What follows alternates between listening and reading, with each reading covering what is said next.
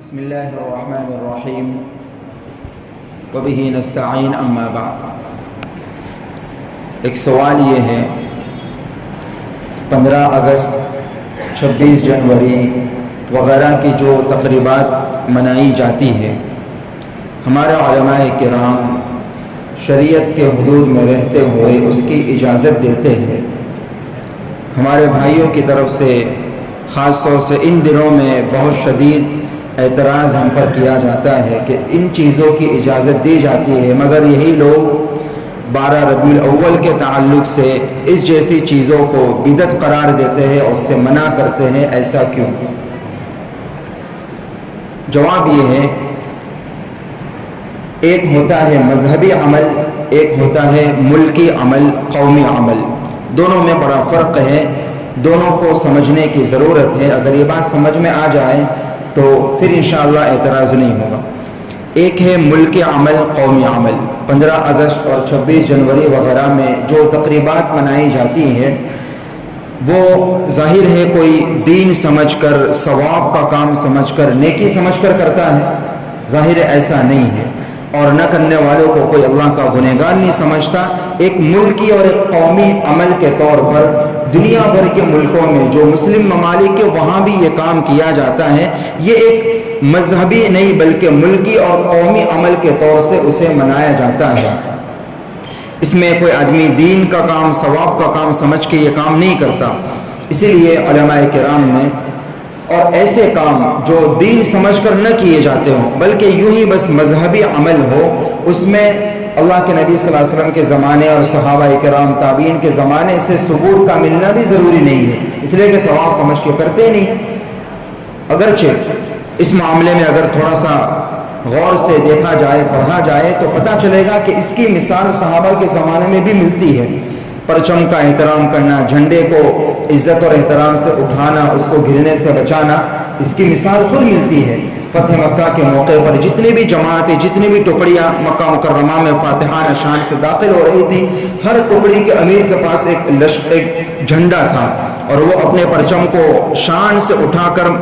مکہ مکرمہ میں داخل ہو رہے تھے۔ اسی طرح ایک اور جنگ کے موقع پر، غالباً جنگ موتا کا واقعہ ہے، وہ مشہور واقعہ ہے کہ ایک کے بعد ایک دوسرے صحابی شہید ہوتے گئے، فوراً پرچم کو گرنے سے پہلے دوسرے صحابی نے آ کر اس پرچم کو اٹھا لیا۔ اس طرح کی مثالیں ملتی ہیں،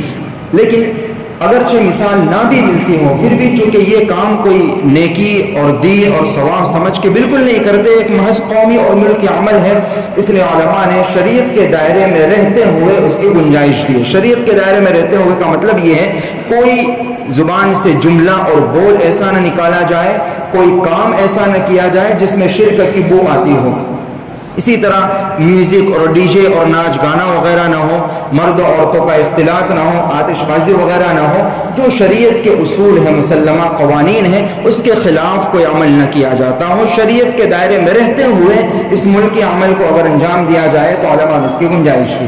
دوسری طرف جو 12 ربیع الاول میں تقریبات کی جاتی ہے وہ بتائے نیکی اور ثواب سمجھ کے کرتے ہیں یا نہیں کرتے، بلکہ عشق رسول کا اعلیٰ ترین معیار سمجھا جاتا ہے، عید کے طور پر اسے منایا جاتا ہے، بلکہ عیدوں کی عید اسے کہا جاتا ہے، اور جو نہ منائے اسے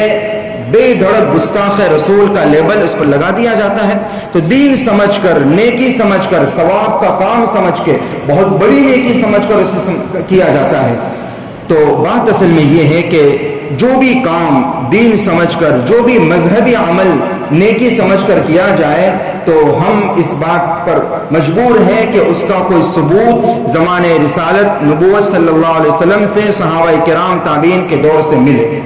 اللہ نے صاف فرمایا لقد کان لکم فی رسول اللہ اسوۃ حسنہ اور ما آتاکم الرسول فخذوہ وما نہاکم عنہ فانتہوا علیکم بسنتی وسنت الخلفاء الراشدین المہدیین۔ بہت ساری قرآن کی آیت اور احادیث ہیں۔ خلاصہ یہ ہے کہ جو بھی کام دین سمجھ کر، نیکی اور ثواب سمجھ کر کیا جائے گا اس میں اس بات کی ضرورت ہے کہ اوپر سے اس کا کوئی ثبوت ملتا ہو۔ یقیناً جس دن میرے اور آپ کے آقا امام الانبیاء، ہم سب کے آقا جناب محمد رسول اللہ صلی اللہ علیہ وسلم دنیا میں تشریف لائے، کائنات کا سب سے بہترین دن وہی تھا، لیکن چونکہ اس دن کے بارے میں نہ رسول اللہ صلی اللہ علیہ وسلم نے کوئی تعلیم ہمیں دی ہے، نہ صحابہ کرام نے وہ دن منایا، نہ تابعین نے تبع تابعین نے، اس کا کوئی بھی ثبوت ہمیں اس زمانے سے نہیں ملتا۔ تو چونکہ اللہ کے نبی صلی اللہ علیہ وسلم کا خود فرمان ہے من احدث فی امرنا ما لیس منہ فہو رد، جو ہمارے اس مذہب میں دین اور نیکی سمجھ کر کسی چیز کو ایڈ کرے گا تو وہ مردود ہے، اسی کو بدعت قرار دیا گیا اور اسی کو اللہ کے نبی صلی اللہ علیہ وسلم نے رد قرار دیا کہ وہ قابل قبول نہیں ہے۔ خلاصہ یہ ہے کہ جو بھی کام ہم اپنی زندگی میں نیکی اور دین کا حصہ سمجھ کے کریں تو اس کے لیے ضرورت اس بات کی ہے کہ اللہ کے نبی صلی اللہ علیہ وسلم کی تعلیمات میں، صحابہ کے عمل میں، تابعین کے نقش قدم